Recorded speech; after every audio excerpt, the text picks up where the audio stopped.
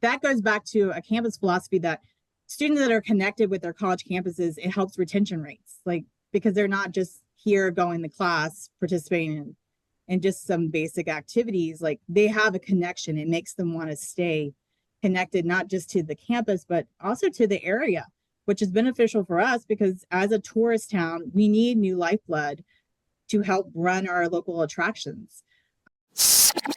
Tap into innovation at IAAPA Expo, the biggest industry event of the year. Join us and other attraction pros in Orlando, Florida, November 18th to the 22nd to engage with the global community. Learn from the experts, leave with new ideas, and turn your passion for the industry into new possibilities. Register now using the link in the show notes to save up to 30%. Welcome to the Attraction Pros podcast, where we discuss the latest trends and challenges facing the attractions industry today. We chat with some of the top leaders in the field and provide resources that will help develop your career in this great industry. I am Josh Liebman. I am obsessed with the guest experience and helping attractions make that their top priority for success. And I'm Matt Heller. I am passionate about organizational effectiveness, leadership development, and employee engagement. Now sit upright, hold on tight, and get ready for the Attraction Pros podcast. Hey, Matt, how's it going? It's going fantastically, Josh. How are you? Woo, doing great. Doing great. Question for you. Yes, sir. Have you ever been a tour guide? Yes. When? Yes, I have. Well, okay. So I don't know if I would call myself a true tour guide. I did a tour as part of an orientation program. Does that count? I think that is probably going to align very nicely with today's interview. Tell me more.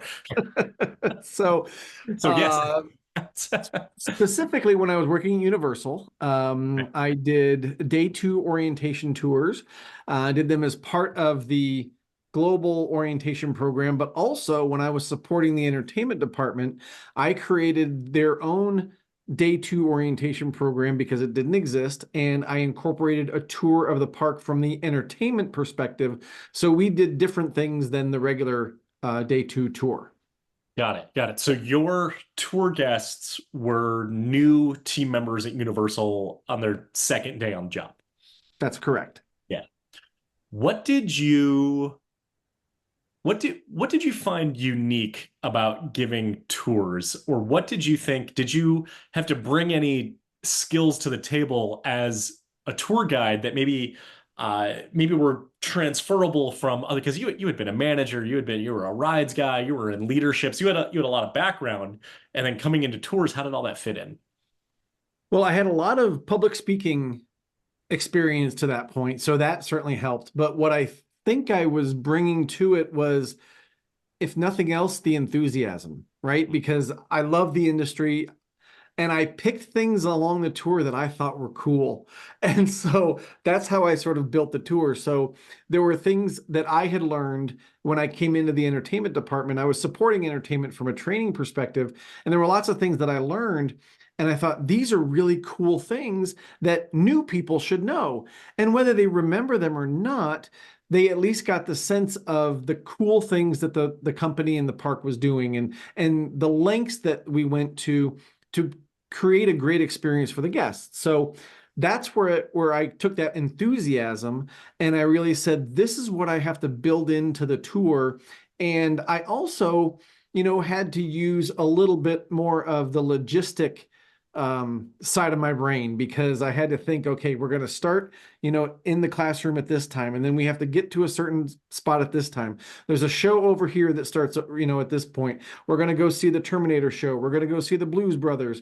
We're going to do all these things. And I had to not only figure out what route to take, but also how much to say in certain places so that I could say what I need to say about the Terminator show and then get over to the Blues Brothers show in time so that we could start, and then we could go see Donkey and, all the different things we were doing. But it really became so much about the logistics and kind of working through that process as much as just public speaking and saying things that I thought were cool.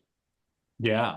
Now, I've got to imagine too, is that because you brought your enthusiasm to it, once you balanced out all those logistics and you made sure that here are the things that need to go into the tour, here's the information I need to deliver so that, so that the tour is successful, the new team members are getting what they need to know. I would imagine taking a tour with you would be completely different than if they had taken it with another guide, and vice versa, right? The enthusiasm and the charisma and the personality make the tour bring the tour its value, in addition to perhaps the educational content portion of it that needs to be part of it. Would you agree? Oh, 100%. And most of the tours that I've either been a part of from a planning perspective or a management perspective, and then from being on the other side of it, being as a guest, I think the tour guide is someone that absolutely has an impact on the success of that tour because of their personality, because of their enthusiasm. If I were to, hand off that day 2 entertainment tour to someone else and they decided to tell different stories, well, that's okay, right? Because that's what they're enthusiastic about. And that's what would really get their motor running. And then that would transfer over to the people they're telling the stories to. So absolutely, I think the personality and the makeup of that person is really what makes the tour successful. For sure. Absolutely. Yeah. Why do you ask? Well, our guest today is Sam Palmer. And among many things, she oversees the historic tours at Flagler College in St. Augustine. She's the director of brand experience for Flagler College. She has been with the college for over 20 years, 22 if you count when she was a student. So she started out as a student and then stayed on the faculty as a staff member and worked her way into her position right now. And we get to talk all about historic tours, particularly of Flagler College, which is located in downtown St. Augustine, one of the most historic. I think it would be an understatement to say St. Augustine is a historic city in the United States. If my history is correct, I believe it's the oldest city in the United States. It's where literally the fountain of youth is, right? Where Ponce de Leon landed and all of that. But we get to hear about the combination between the tour experience and the brand experience with the college and how they intertwine. So we're talking about college, we're talking about academia and how it's used. It's a campus tour, it's a history tour, it's an architecture tour, it's all part of the recruitment strategy, but it also plays really well into the St. Augustine tourism industry. And it is conducted by students, which I think is amazing because not only do you get the students' perspective, but the students get so many skills, that they might not get in a classroom or they might not get in a different experience. And so, like I was talking about, public speaking and the logistics and, being enthusiastic. And sometimes, maybe you're not feeling so well and you've got to put on your best face and do a great tour for people because that's what the tourists are expecting. And I think all those things combined create a really unique atmosphere and experience that I'm kind of surprised more colleges don't do. There's a lot of historic colleges and universities around the country, and I don't know how many of them actually do a tour like this that is not only educational, but like you said, it's also a recruiting tool. Yeah, because when I think of tours at a college, I think of it as purely recruitment, as these are prospective students who are looking to apply. So they might have a robust tours program, but purely for the sense of recruitment rather than really showcasing the history of the entire facility and the entire property. So that's what makes the tours unique, and that's what made this interview really unique and really interesting to learn about. She also talks about taking chances on people. So the reason I asked you about kind of what goes into being a tour guide, there are so many things. Like you said, it is public speaking, and she talked about some of the career paths people have taken after becoming tour guides while they were students, like you mentioned. Some of them went on to pursue a career in public speaking. Some of them went on to pursue a career in theater. Some of them went on to pursue a career in law. Those are really different avenues to take your career. But saying you started out as a tour guide really shows that the skills that you gain from it are so transferable to so many different avenues and different ways of building your career.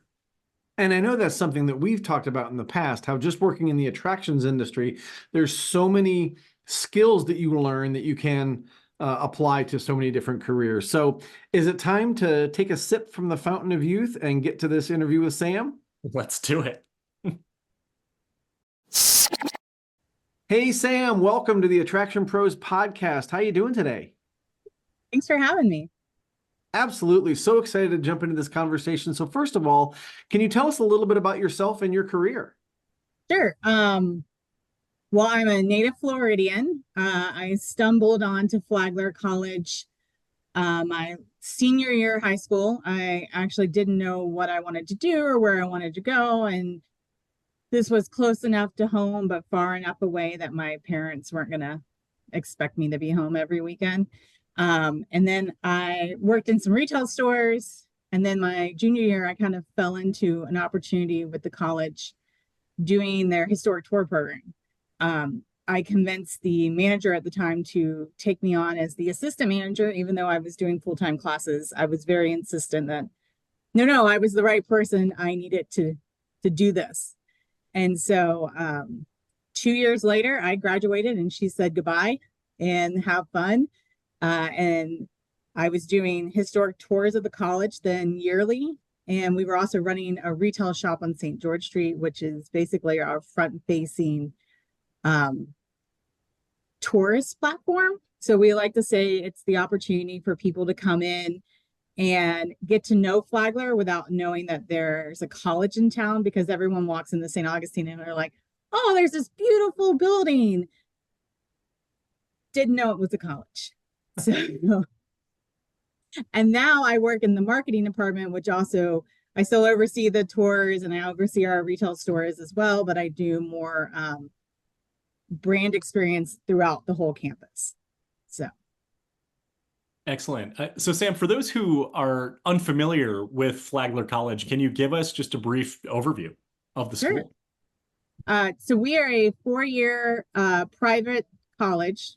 I'm used to saying liberal arts, but we are beyond liberal arts at the moment. We're actually launching a bio major this spring or this fall, 2025. So we are small. We often say that that's one of the joys of being on campus is you get to know your faculty. We have about 2,300 students is with our incoming class this year. And we have 29 majors. That could be off a little bit. I'm not the admissions expert over here. And we're kind of in a unique spot. We are in the heart of downtown St. Augustine. A lot of our students first learn about us because they wander through the hall, the main building, which is the former Hotel Ponce de Leon. And they walk in and they're like, oh my God, it's Hogwarts. And then we get to tell them, well, technically, Harry Potter. And we get to have that mix of being a college, but in a historic building is the heart of the campus. We're just a unique Florida vibe, I would say. A lot of people, we're close to the beach. And if you ask students, like, what made you come to Flagler College? They'll tell you it's close to the beach. It's a historic area. It's a beautiful building. And I wanted to be in the warm weather. So. Cool. Well, warm, I should say. So I'm curious. So when you think about the audience that we have, Attraction Pros, right? And we're talking about Flagler College, what's the tie-in? Well, you talked about those historic tours, right? And so that in and of itself becomes an attraction. So can you tell us a little bit about how those tours maybe came to be, and then what your love of those tours was when you said, hey, I need to be the assistant manager? Yeah. So the tours themselves started out of a suitcase in a student organization called, it was SIFE. It's now Enactus. It's an academic club. And they saw an opportunity to enterprise on campus. So during the summer, they would have tourists wandering in. There was no really control for keeping the tourists out of areas they shouldn't be in. And the student group was like, oh, what if we had a tour program? Let's run it. Let's run it as a student-run business. And so that started in 1998. And then by the year 2000, they were like, this is bigger than the students. what if we hired an actual full-time manager and opened a retail shop on St. George Street that would also help them promote the tours? And I came on in November of 2002. And by that time, they were doing full-time tours in the summer and tours at winter break. And then when I came on, we expanded to every day at 10 and 2. And that just kind of opened the floodgates. And it's a mixed bag of tricks on campus. Students either love the tours or they hate the tours because they bring in tourists. But for us, it's a controlled environment that allows the town people and the tourists to St. Augustine basically experience what the hotel kind of looked like, because we're lucky that the pond still looks like the old hotel. But then they get a glimpse into where our students are sitting and eating all their meals, because we still use the dining hall today. So the building itself was built in 1888. It was Henry Flagler's first premier luxury hotel in the South. After he had visited previously with his first wife, he came back with his second wife and was like, I have to build this hotel. I'm going to start building the Hotel Ponce de Leon. And at the same time, he started to build the Alcazar across the street. Ours was like the luxury hotel. And then the Alcazar was where people went and played. They had an indoor swimming pool. They had a casino. They would do bicycle rides behind there. And then in the late 60s, it went through multiple lifespans. It was always like this hotel, but after World War II, it kind of declined. It was like the hangout spot in town. People would use it as like their country club. And then in the late 60s, they said, all right, we either need to knock this down or we're going to turn it into a college. And so that's how Flagler College got to become what it is today. We took over the main building. We took over the back side of the building. I keep looking out, if this is on YouTube later, that I got a great view of the building itself. But that's kind of how we got to be. And now we see about 40,000 people a year while still conducting campus activities and having students live in the former hotel rooms. Like that's their residence halls now. And so we have guests come in, and the main draw now is the Tiffany stained glass windows. We were lucky. Tiffany kind of started his program here. And so we have very beginning Tiffany windows that encapsulate our dining hall. So we have 78 in-use windows on campus. And then we make a joke that if you're ever in our rotunda, if it looks like gold, it probably is gold. So you walk into this main 68-foot floor building with this dome over top that's got all the gold plating. And it's just kind of magical. And we get to sell that, not just to students, but we get to sell it to tourists too. And I've gotten to see the audience change over the years. And we used to get a lot of grandparents that would come in and they'd be like, I got to send my grandkid here. And now it's parents that are like, my kid needs to come here. Like, this is a great place to be at. So we've kind of got dual purpose. Like a lot of people are like, it's a college, why would I tour it? But if you look on TripAdvisor, like we're one of the top rated attractions because we've got this magical Gilded Age property that we are taking advantage of and bringing in another revenue source for. So I have a number of questions about the tour, about the brand experience, about kind of the attraction component. But as kind of a sidebar, I'm curious if you can actually tell us a little bit more about Henry Flagler. Because when I think of Flagler himself, I think of being like a railroad tycoon and really being pivotal to Florida's economic growth. And even that would then lead to the state of Florida's tourism industry today probably would not be where it's at if not for the achievements that he made. So I think of the railroad going down to Key West and that leading to the overseas highway and then really expanding and bubbling out from there. Can you expand on that maybe just a little bit? Sure. No, by no means am I an expert on Henry Flagler, but he is fascinating. You know, he had multiple careers before he even got to Florida. You know, he helped Rockefeller start the Standard Oil Company. He was working in salt mines when he was in his teen years. Like he has a really interesting, crazy story. And by the time he gets to us, he is still with Standard Oil, but like kind of near the outs with Standard Oil. And so this was like his third iteration. He came to St. Augustine. I believe it was through like a carriage came down from Jacksonville, and he was already like, why do I have to like buggy down? Like, why doesn't the railroad go further south? So that sparked an idea for him. And his first wife like was here because she had consumption. So the doctor was like, go to St. Augustine. It's great for her lungs. You know, that good old story, like warmer weather will cure everything.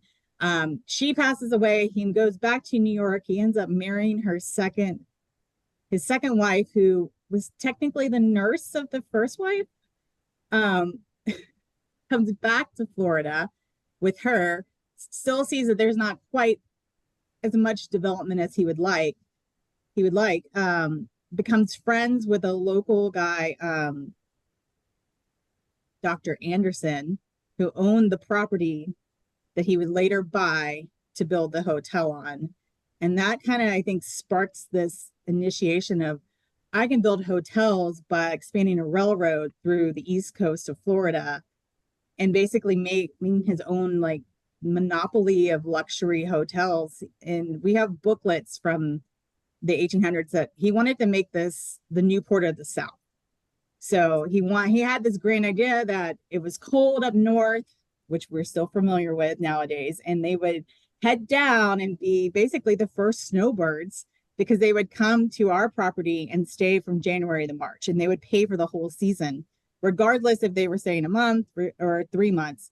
They would pay for the whole season and basically use the amenities. And by then he had already built the railroad down. But I always like to say this building wouldn't be built like it is nowadays. We're actually in the middle of a giant renovation, and they started on our east side, which was very formulated. It was standard building, like they could see clear plans. But now we're on the west side of the renovation, and it's a hodgepodge. And you can see like the construction guys were very much what's going to work in Florida, what's not going to work in Florida. And they did the whole building and the backside of the building in 18 months, which is just mind blowing nowadays, because I don't know the square footage. Unfortunately, that's not my forte, but I don't see anyone getting a house built in 18 months, let alone this is a giant property that was built in 18 months, fully complete, ready to open up. And we just stalled a little bit because it was done at the wrong time of year. So did I answer your question, Josh? Sorry. Absolutely. I kind of went down this tangent. Yeah. I mean, that's the thing. I went to school here, I stayed, and I still stay because I love the building. Like the fact that you can walk in and you're like, oh, we had 5 sitting presidents at one point visit over their lifespan. We have photos of Teddy Roosevelt on the front steps of the Ponce with Boy Scouts. Like just thinking about all the history and the people who sat in our dining room even, and the way that the dining room is constructed, like you learn about these little secrets. Like Henry Flagler made sound pockets so that he could sit in a certain area to hear what his competitors that were having dinner or staying there were like multiple tables away into another corner. And so it's always fun to like share those stories and sit here and be like, oh, did you know this? Or did you know that? So it's just it's a really cool building. Even if I wasn't here, I'd still be like bragging about the building. So. Well, it sounds like it. And it sounds like there's a lot of not only history there, but, so much that is woven into the fabric of the area. And as Josh was saying, into Florida as well. And one of the things I'm curious about is, when you think about like what you do in terms of the brand experience at Flagler College, and, you typically think about brand for like shoes or Disney or, things like that. And personally, I guess I've never really thought of a college as having a brand, but anything can. So talk to us a little bit about that brand experience and what you see as the brand experience for Flagler. Sure. So the position itself was brand new. Flagler is old. We're old school, but we're moving forward. We have a current campaign going on, and it's Flagler Forward. Up until 5 years ago, we actually didn't have a full marketing department on campus as a whole. We kind of piecemealed some things together, and then we got a new vice president in, and she kind of revamped the whole organization and came in and said, all right, I think I have a new title for you.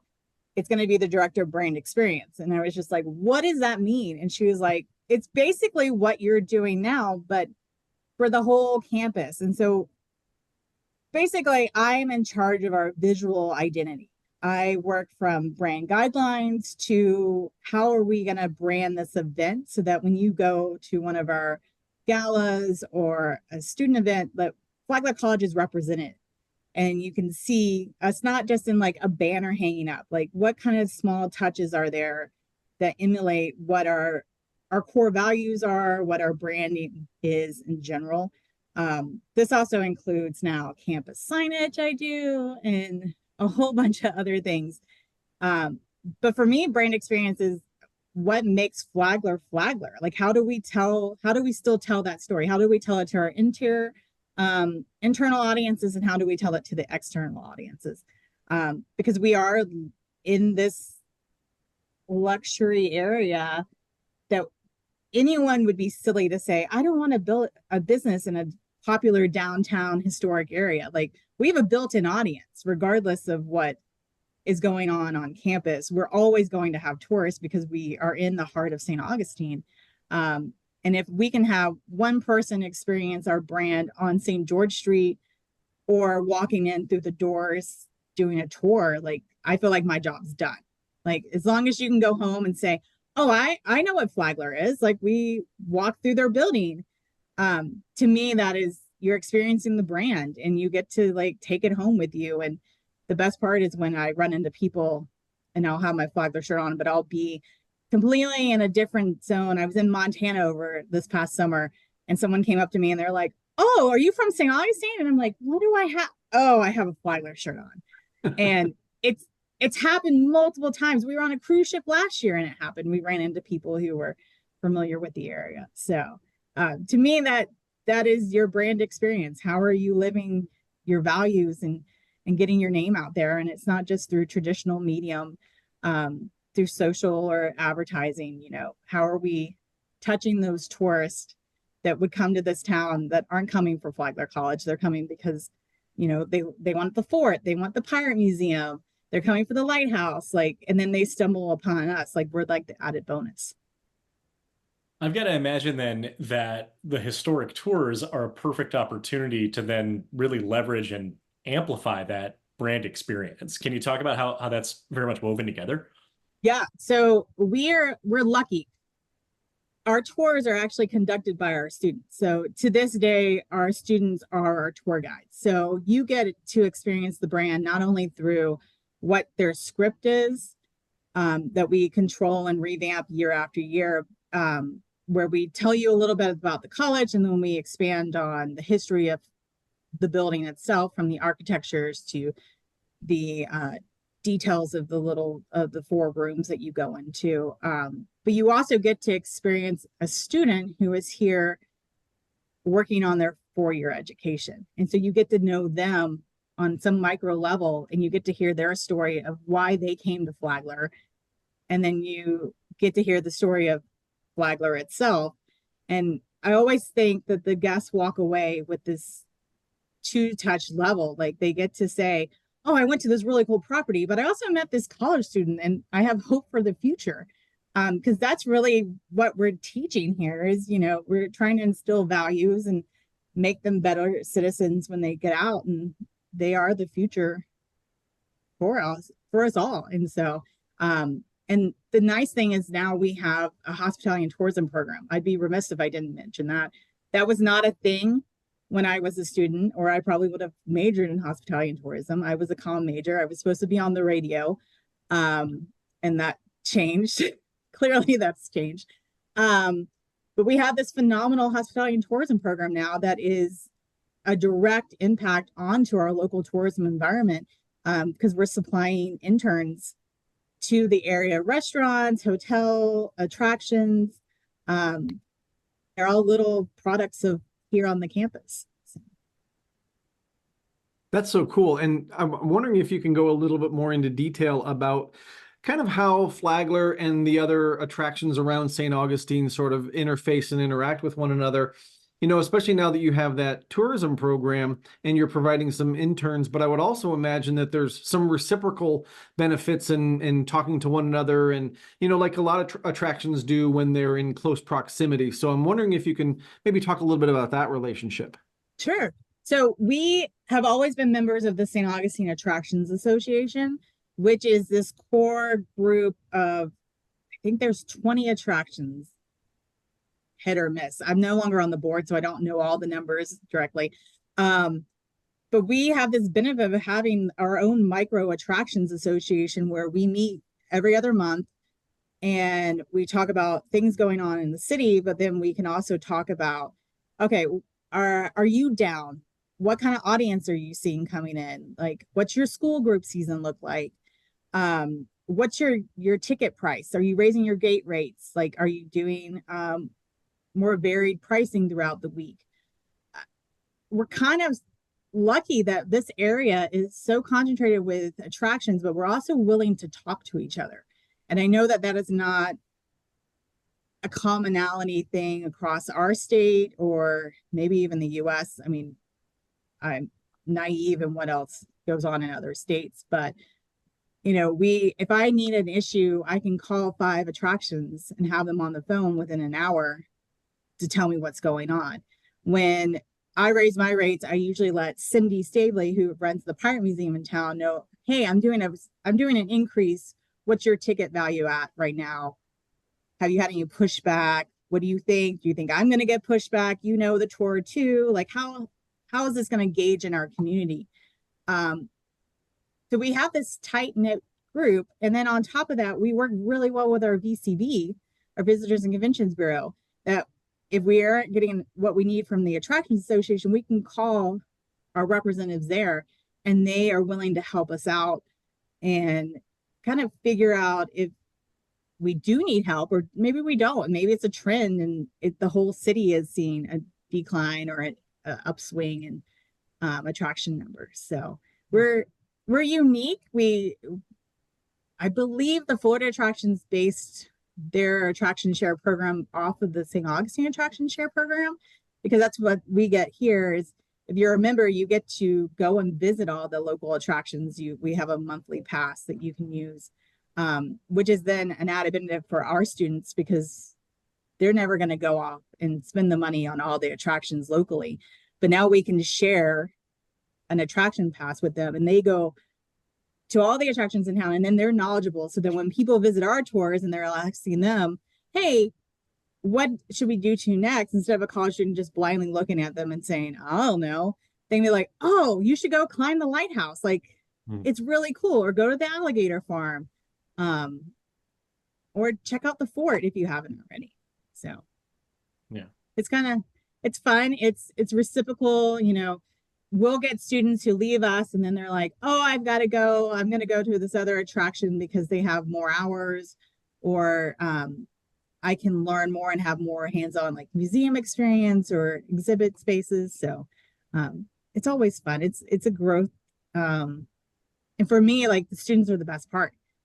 We usually get to keep them for 4 years. Like we like to get them when they're freshmen, start them out of the retail store, move them into the tour program. And then we get to see where they flutter on and how it's improved their lives.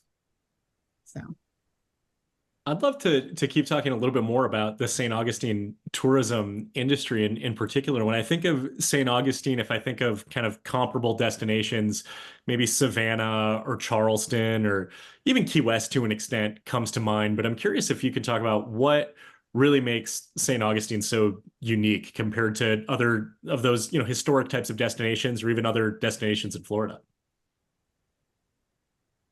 I think that this is a tricky question because I don't want to offend anyone.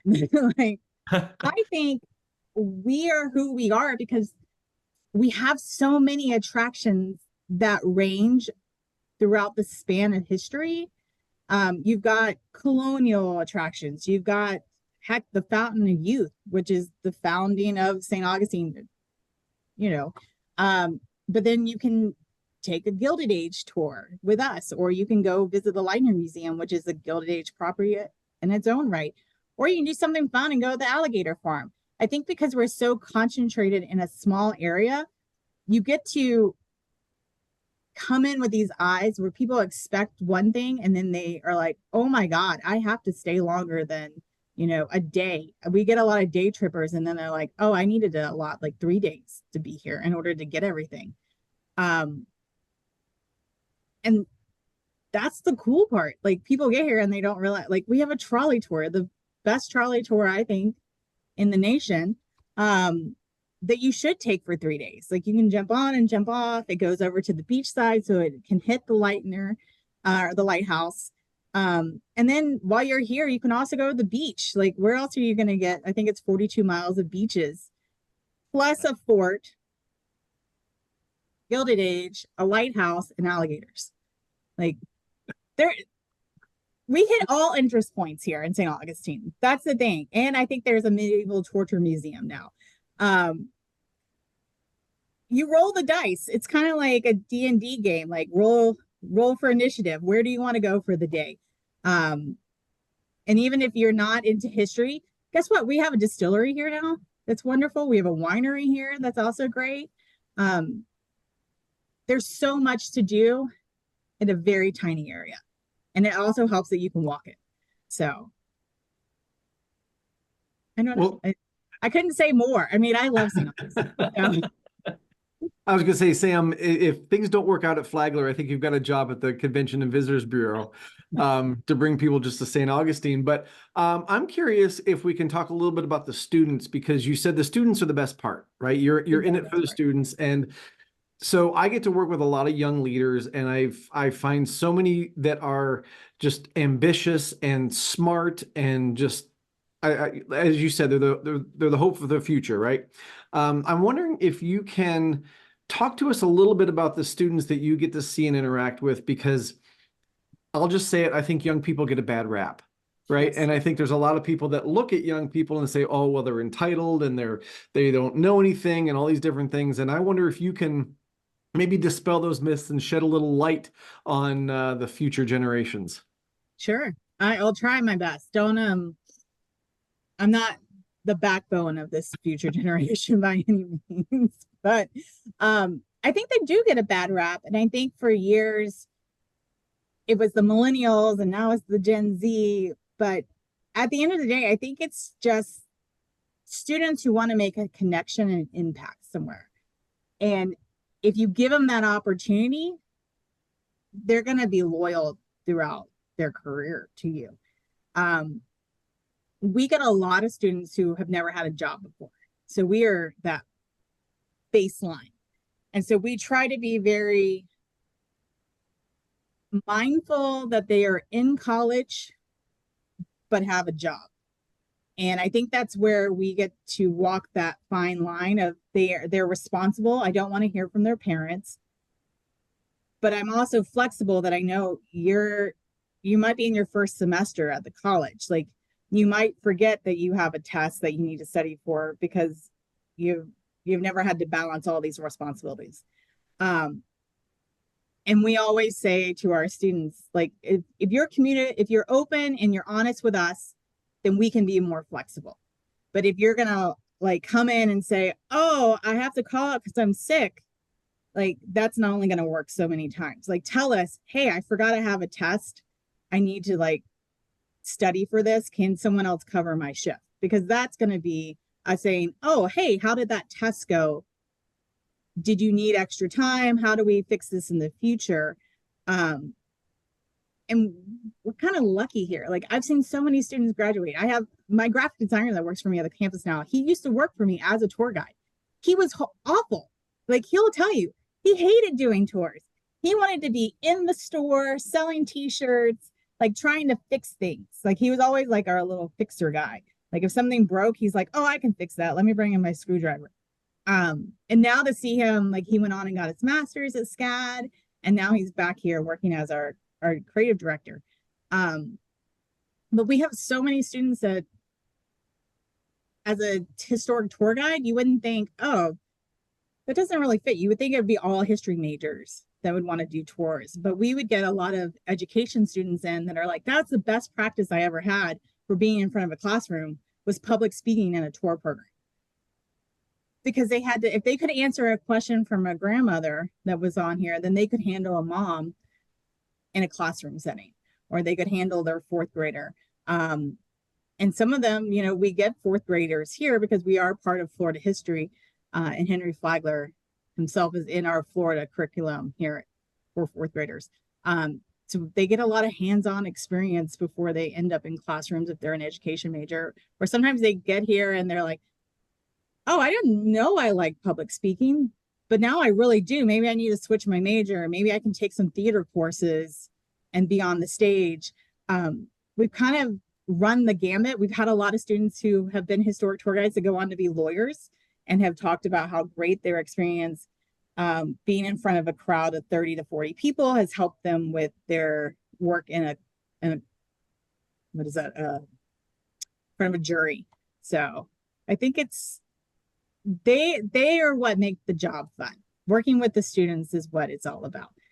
I know that other companies have great tour guides, but there's something about college students that, yeah, they'll make you mad. Like, don't get me wrong, like they're frustrating.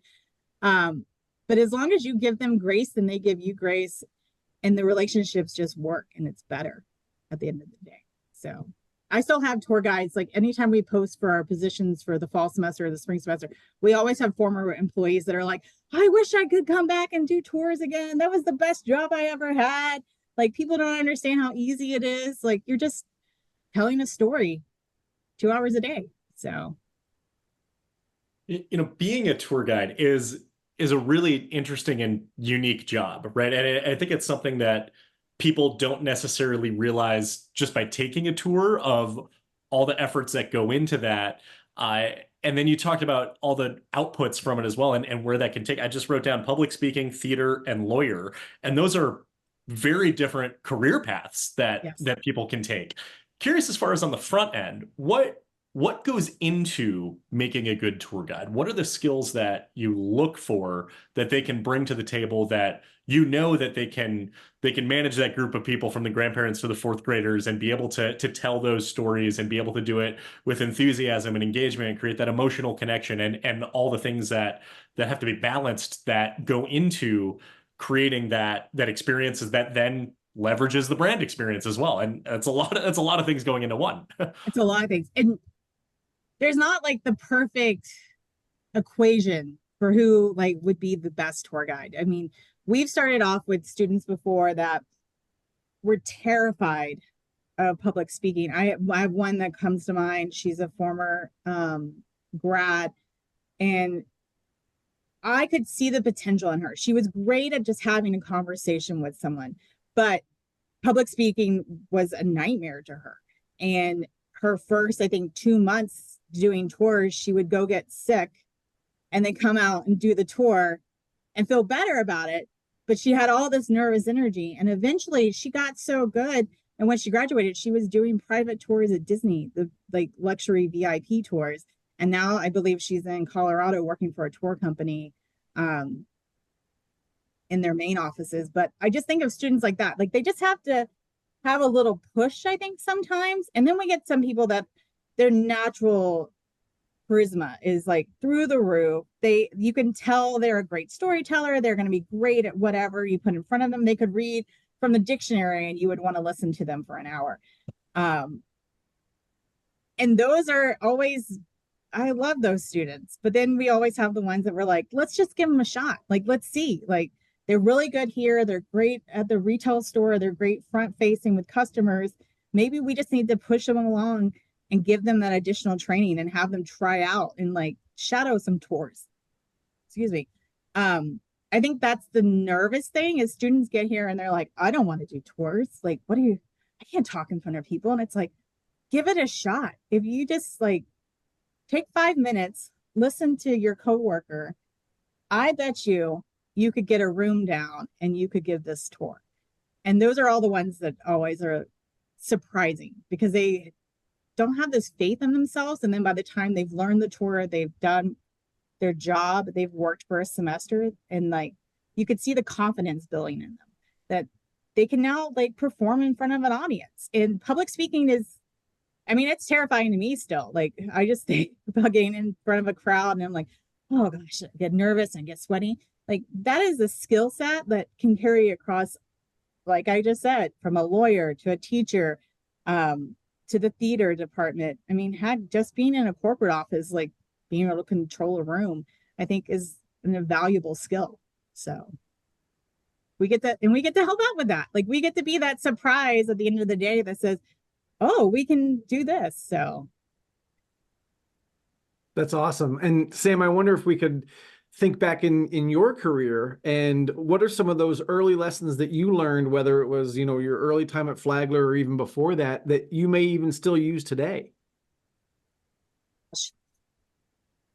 probably standing up for myself. And like when I have an idea, like making sure that I raise my hand and I mention it. Like thinking now, like we started as a little shop on St. George Street with a little tour program that was really getting, someone took a chance on us. And that's what I go back to. Like if they could take a chance on us doing a shop on a retail store in the middle of a historic downtown area, like colleges don't do that. Why? I don't know. Like it's prime market. Like it's prime visitation. Like it's a great way to tell your story to a bunch of people that you don't know. But someone took a chance on that. So I like to take chances on people. So even if they're not like a student that you're thinking might work out, like I like to take chances. Like let's see what's the worst that happens. It doesn't work out for either of us, and that's okay. Like you're still here, you're still learning. I guess still get to be a part of your life at some point. Like you don't have to say hi to me if you see me across campus, but I get to know that at some point, like I did touch your life. And if you learned a little something from me, like great. If not, like that's okay. We can move on. So not everything always works out. And I think that's an important life lesson. Not all ideas are great ideas, and not all ideas are bad ideas. Like sometimes you get those in-betweeners that are, let's expand on this. And I think it helps with the tour program is some people will often say, like, why do you have tours? And it's like, why not? Why not have tours? Like we're here, we have these beautiful windows. Why do we need to hide them and keep them to ourselves? So Yeah. I think that message of taking chances on people just goes so nicely with so many of the things you've said of like what goes into a great tour guide, and some of those who had, you know, certain backgrounds, or certain career paths, or certain kind of majors that they were looking into that, you know, were across a wide variety, and then where they led to. And the example that you gave of the graphic designer, that, you know, there was a chance taken that in tours, maybe that was not the right fit, but then that led to what turned into the right fit. So even if something might have a negative short-term outcome, that can still then lead and blossom and turn into something very positive as well. So, yeah. And I think nowadays we're quick to dismiss it, like people, we're quick to dismiss them. We're like, if they don't work out, okay, move on. Like, what's next? And for me, it's like, you didn't work for me, but maybe you will work with my colleague who runs the library, or maybe you'll work with one of our marketing interns. Like maybe you're really good as a story writer. Like let's get you connected with the right group on campus, because that goes back to a campus philosophy that students that are connected with their college campuses, it helps retention rates. Like because they're not just here going to class, participating in just some basic activities, like they have a connection. It makes them want to stay connected, not just to the campus, but also to the area, which is beneficial for us because as a tourist town, we need new lifeblood to help run our local attractions. And what better way than to partner with your local college and get new blood into your attractions? So, and just be patient. I think that's all. We just have to remember we were all young at one point. We were all naive. Like we didn't come in thinking, oh, we know everything about attractions. Like, no, there's still days that I'm like, I don't know. Like, where are the people? Like, it's Florida. Maybe they're like fatigued from all of us. So, yeah. And I try to be honest with my students. Like, anytime someone's working, I'm like, listen, I'm not an expert.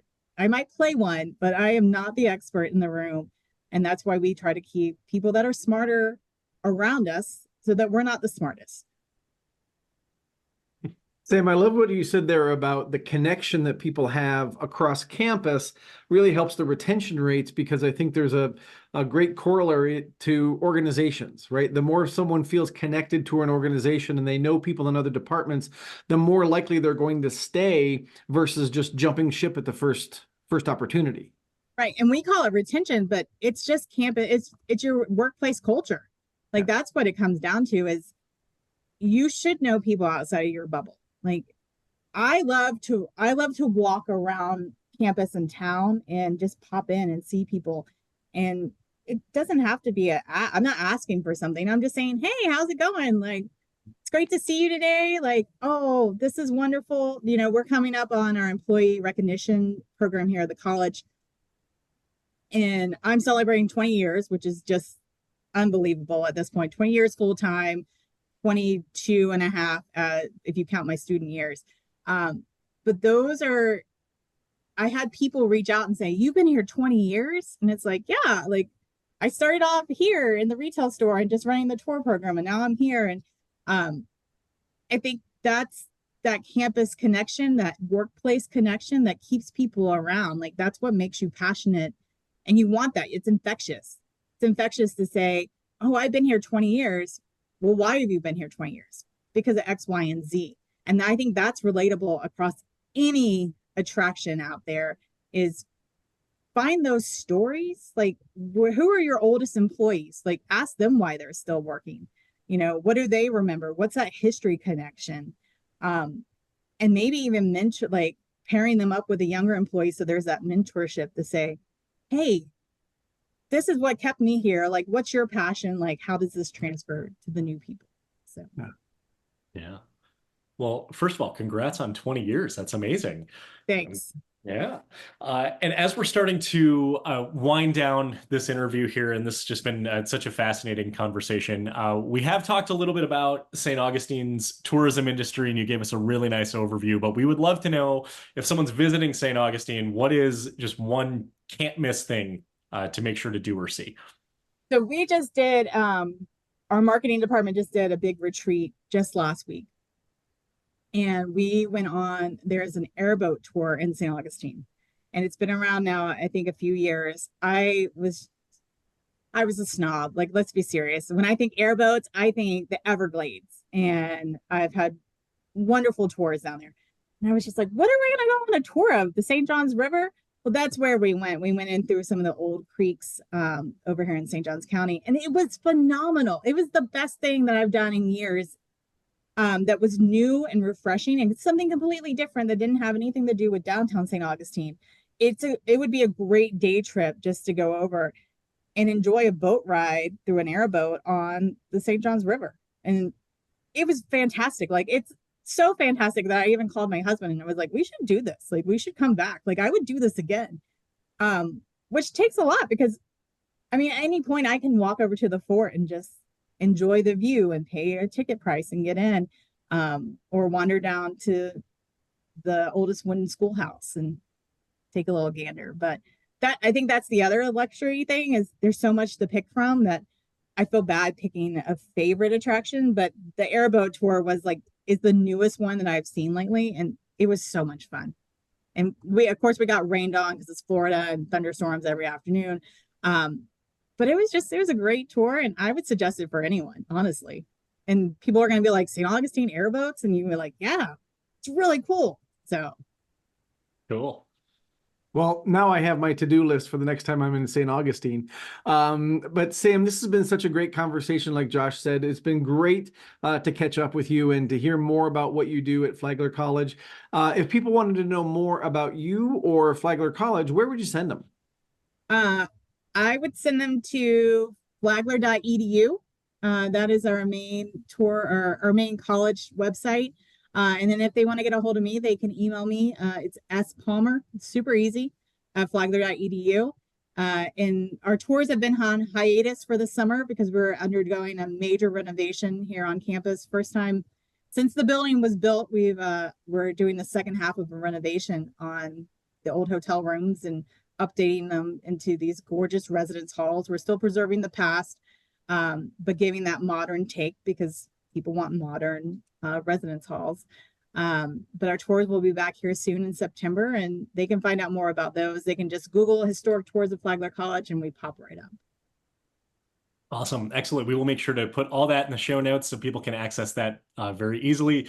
Sam, thank you so much for your time today. We really appreciate the opportunity to talk to you and learn about your career and your background and all things Flagler. And to everyone out there who is watching and listening, just remember, we are all Attraction Pros.